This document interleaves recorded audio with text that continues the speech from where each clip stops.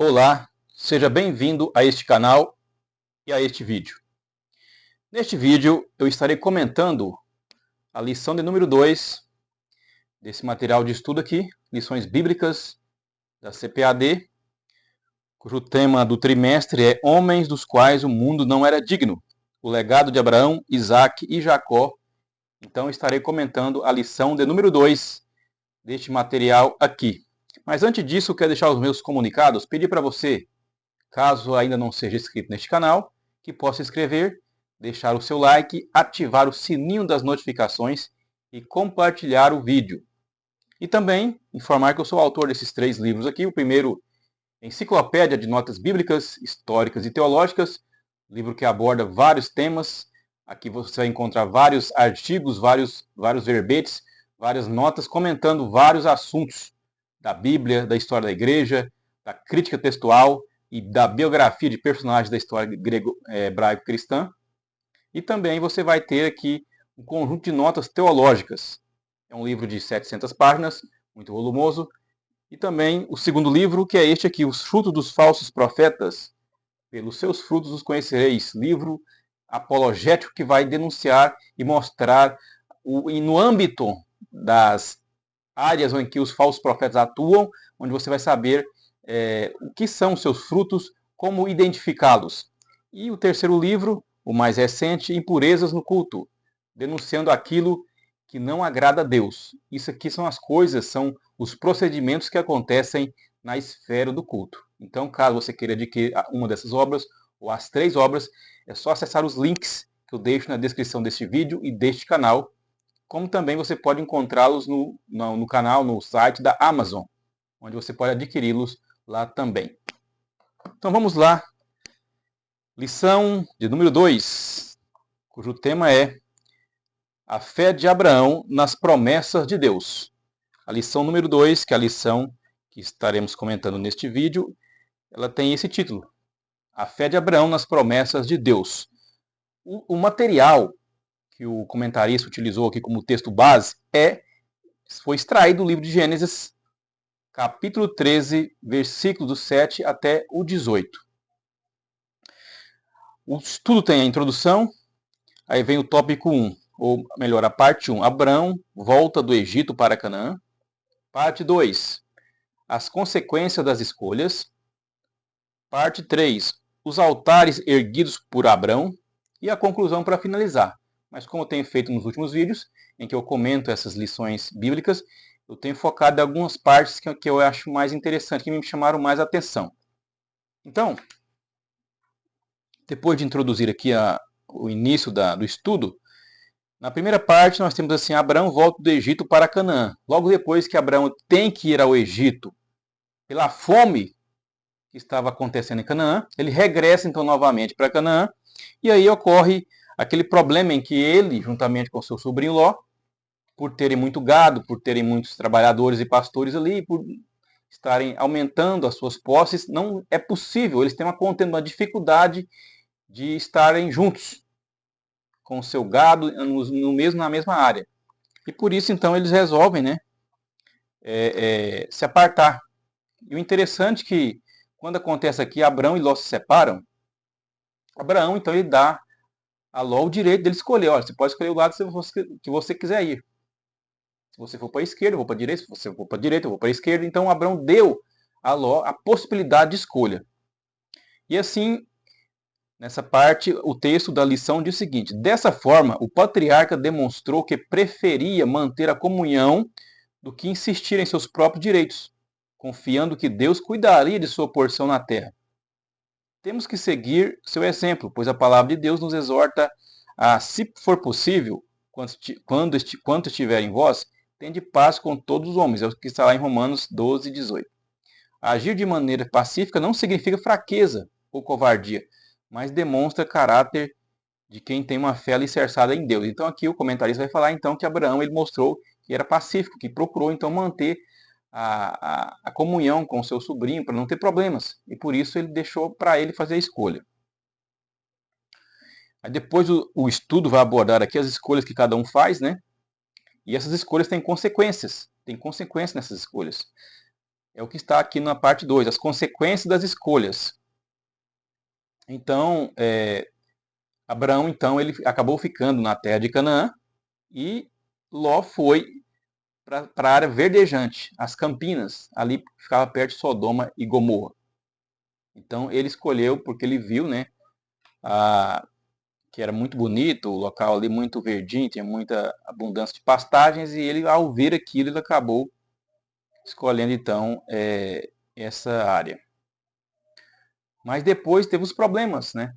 Porque quando, então, Ló ele vai para essa área, então ele vai encontrar os moradores de Sodoma e Gomorra, que eram pessoas muito ruins, pessoas que cometiam muitos pecados contra Deus. E o texto bíblico mostra, então, que não é só a igreja que Deus trata com relação ao pecado, mas é o mundo inteiro. Porque falam que os moradores de Sodoma e Gomorra, eles eram grandes pecadores contra Deus. Eles eram grandes pecadores. Então Deus leva em consideração o pecado de todo mundo e julgará todo mundo. Então as escolhas, né, a escolha que Ló fez dessa área deu problema para ele, porque foi lá que ele teve os problemas lá, que o pessoal era depravado, e lá que ele teve o problema que teve uma guerra entre determinados reis, e ele foi levado como cativo. Então aconteceu muitas coisas ruins para ele ali. Na parte 3, nós temos o seguinte aqui. Os altares erguidos por Abraão. Porque Abraão ergueu altares ao longo da sua trajetória ali em Canaã. E aqui, ainda voltando aqui numa parte do... que eu destaquei aqui na segunda parte da revista, diz o seguinte: o lugar escolhido por Abraão não era tão aprazível quanto o que Ló escolheu. Contudo, o patriarca teve a bênção de Deus. Isso nos mostra que não devemos decidir nada sem a direção de Deus, nem nos deixar levar pelas aparências. Escolhas sem a orientação divina quase sempre resultam nas piores consequências. Então, aqui voltando aí no tema da questão, né, que ele escolheu porque aos olhos dele agradou ali a área de Sodoma e Gomorra.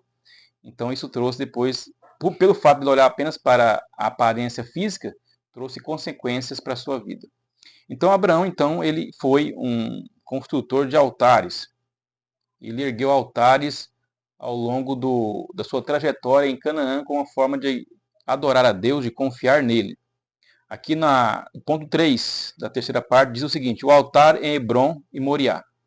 É interessante que Abraão foi para Hebrom, que significa união, depois que seu sobrinho Ló separou-se dele. Tal fato nos lembra que, em nossa jornada, devemos viver em união.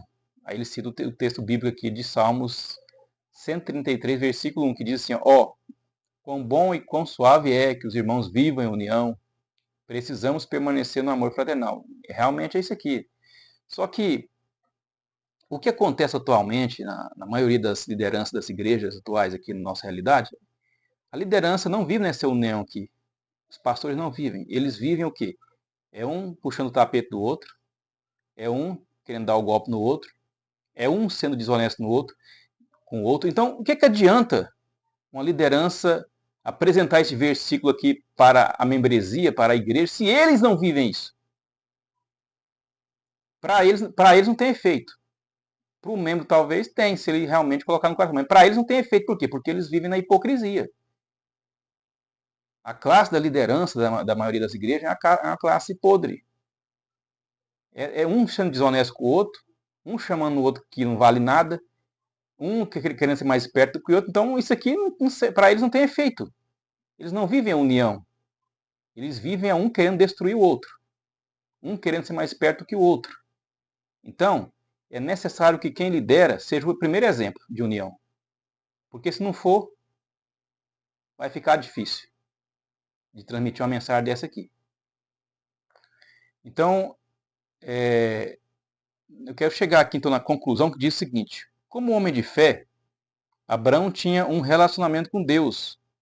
E em cada fase de sua jornada, boa ou difícil, ele sempre construiu um altar de adoração ao Senhor. Abraão nos ensina a respeito da fé e da adoração genuína a Deus. Quem assim como fez Abraão, que assim como fez Abraão, venhamos erguer altares ao nosso Pai em gratidão e adoração por tudo que Ele é e tem feito por nós. Então, a adoração genuína a Deus. O que é uma adoração genuína a Deus? É adorar com sinceridade.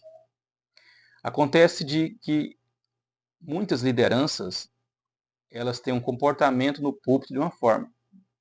No púlpito fala que Deus é amor, no púlpito fala que tem que ter fé, no púlpito fala que tem que acreditar que Deus provê as necessidades, aquilo que é necessário para a vida, mas nas reuniões que fazem entre apenas os líderes, aí a conversa é outra. A conversa é criar mecanismos para arrecadar mais dinheiro, ou seja, aquilo que é falado no púlpito, quando se faz uma reunião de líderes, não tem valor. Parece que na reunião de líderes não existe Deus. O que existe é estratégias. O que existe é mente achando que a mente deles vai alcançar o que eles querem. Ou seja, no púlpito é uma palavra, na reunião é outra palavra. O que significa isso? Isso se chama hipocrisia. Pessoas falsas. Pessoas que não temem a Deus sinceramente. Por que na reunião, então, não buscam a Deus, não falam de Deus, não creem em Deus, não mostram que têm fé em Deus em conseguir aquilo que é necessário para a igreja, para as suas vidas? Então, isso Jesus abomina. Hipocrisia. É algo abominável. Não é a fé que Abraão tinha.